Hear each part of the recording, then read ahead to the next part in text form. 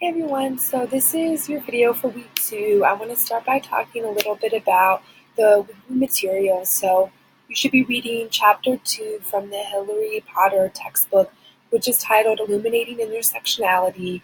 You should also be watching the video that provides an overview of Michel Foucault's work on power and crime.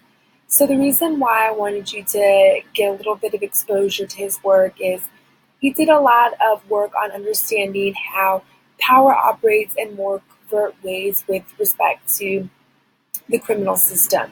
So, first, we need to understand some of the founding fathers, so to speak, of criminological and sociological theory, such as Marx, Weber, and Durkheim. So, these folks, actually including Hershey and control theory, which is discussed early on in the Potter textbook, these folks were really interested in looking at powerful structures like education, religion, social institutions, and how power directly is in the hands of those who are at the top, and it trickles down to the very bottom of the socioeconomic status hierarchy. And, think about Marx and the haves and the have-nots, right? So these were very obvious ways of thinking about power and crime and who has power and who doesn't, and who can be viewed as criminal, right?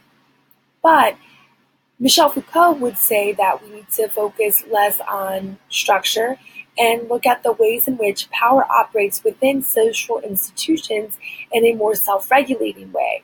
So his major contribution to the field of criminology was the idea of the panopticon, which is this idea that if we as a society and we as individuals believe that there could be someone, such as a police officer, such as a guard in a tower, watching us at all times, we're going to self-regulate and follow the law even if no one is watching us at that particular moment, because we're never quite certain when we will be watched. So if you think about the way that prisons are designed, prisons are very open, or the guards can and the correctional officers can sort of could be viewing inmates at any given time, and so that is supposed to encourage inmates to follow the rules within prison.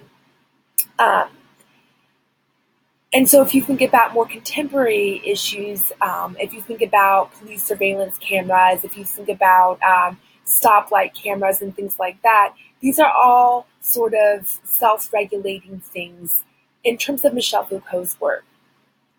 Don't forget that you have discussion board 2 and quiz 2 due this week. So your discussion board post, your individual post, is due Friday at 11:55 p.m. Quiz 2 is due at 11:55 p.m. on Sunday. And at that same time, your 2 responses to your peers are also due. I hope you enjoyed this week's lesson, and I will make another video for week 3.